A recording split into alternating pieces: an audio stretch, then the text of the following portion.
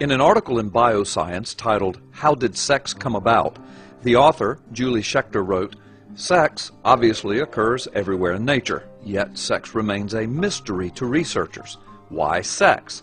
Sex takes much longer and requires more energy than simple cell division.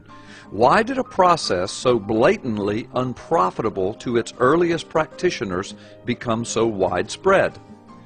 The evolution of sex and its accompanying capability of reproduction is not a favorite topic of discussion among most evolutionists, because no matter how many theories they invent, and they have contrived several of them, the evolutionists still must cross the inescapable hurdle of explaining the origin of and the purpose of the first fully functional female and the first fully functional male necessary to even begin the process of sexual reproduction.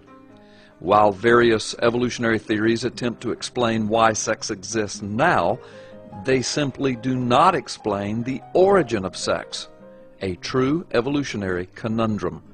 Biology textbooks on origins illustrate how amoebas evolved into various intermediate organisms, which then evolve into amphibians and then reptiles and mammals and eventually humans, yet we never are told exactly when or how independent male and female sexes originated among so many of the millions of species. But the truth is that somewhere along this evolutionary pathway, both the male and female gender were required in order to ensure the further existence of a particular species. So how do evolutionists explain this? When asked to answer questions such as, from where did males and females originate, or what is the evolutionary origin of sex, evolutionists fumble around for an answer. Different evolutionists give different answers, but they simply do not know. Consider the depth of the problem.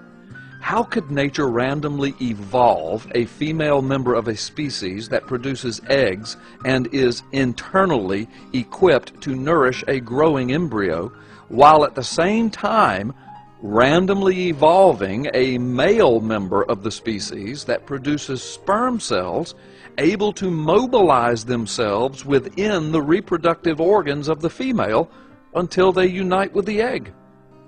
And how is it that these eggs and sperm conveniently evolved so that they each contain half the normal chromosome number of somatic cells? Evolutionist Dr. Graham Bell, in his book, The Masterpiece of Nature, The Evolution of Genetics and Sexuality, describes the dilemma in this way.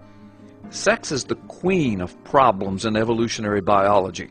Perhaps no other natural phenomena has aroused so much interest.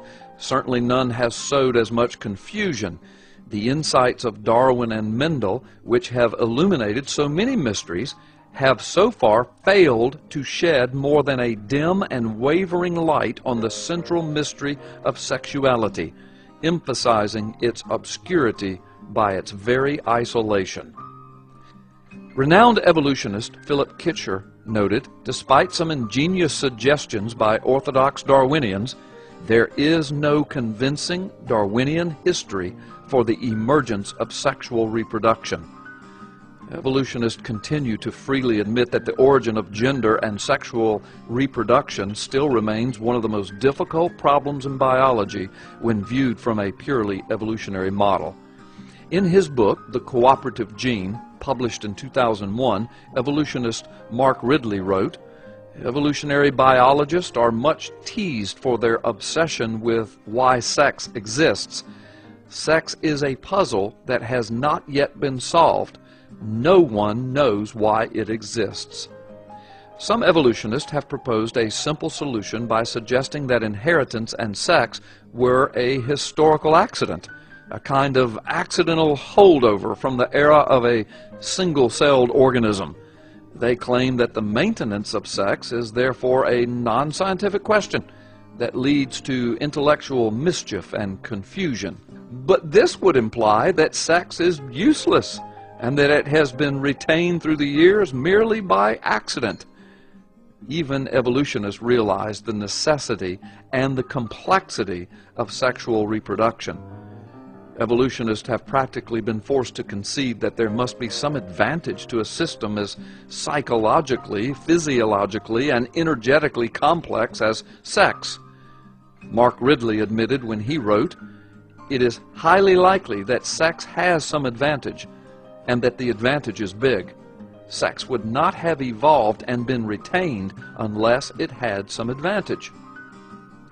Yet finding and explaining that advantage seems to have escaped the evolutionist. Sir John Maddox, who served for over 25 years as the distinguished editor of Nature, the prestigious journal published by the British Association for the Advancement of Science, authored a very telling book entitled What Remains to be Discovered, in which he addressed the topic of the origin of sex, and stated very honestly, the overriding question is when sexual reproduction itself evolved. Despite decades of speculation, we do not know. The difficulty is that sexual reproduction creates complexity of the genome and the need for a separate mechanism for producing gametes. The metabolic cost of maintaining this system is huge, as is that of providing the organs specialized for sexual reproduction. What are the offsetting benefits? The advantages of sexual reproduction are not obvious. The fact that the advantages of sex are not obvious is well known, but not often spoken of within evolutionary academic circles. As it turns out, the common survival of the fittest theories cannot begin to explain the high cost of first evolving and then maintaining the sexual apparatus, organs, and functions. Sexual reproduction requires organisms first to produce and then maintain reproductive cells, sperm and eggs.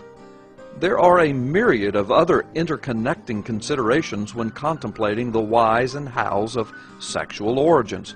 For example, in sexual organisms, problems can arise regarding tissue rejection between the mother and the newly forming embryo. The human immune system is vigilant and seemingly very intelligent in identifying foreign tissue. Yet the evolutionist contends that the human reproductive system has selectively evolved. This elaborate, intelligent, pervasive, and, as they put it, expensive method of reproduction. So here is the conundrum. There is no naturalistic explanation that can account for the origin and maintenance of sex, sexual gender, sexual organs, sexual reproduction, and sexual interconnectivity to other body systems. It is, in fact, a scientific observation, based upon observable and demonstrated evidence, that the intricacy, complexity, and informational content associated with sexual reproduction simply demands the conclusion that sex is neither a historical accident resulting in evolutionary baggage, nor is it a product of naturalistic evolution itself, but rather sex is the intentioned design of an intelligent creator.